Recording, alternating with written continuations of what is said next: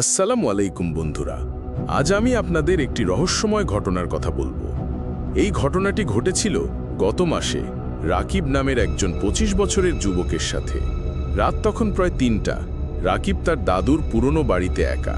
বাড়িটা নির্জন, চারপাশে গভীর নীরবতা। রাকিব মোবাইলে ভিডিও রেকর্ড করছিল, কারণ অনেকেই বলতো এই বাড়িটা নাকি ভুতুরে।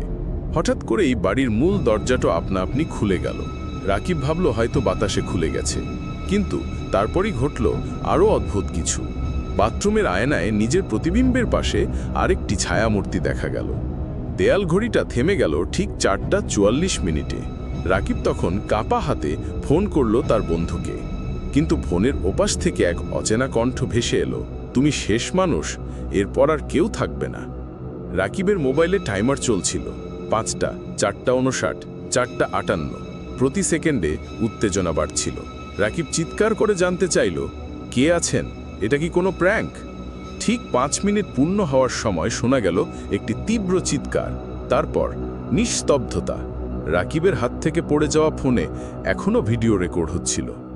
বন্ধুরা, এটা কি শুধুই একটা কাকতালীয় ঘটনা, নাকি কোনো অভিশাপের ফল? আপনি কি এই বাড়িতে একা রাত কাটাতে পারবেন?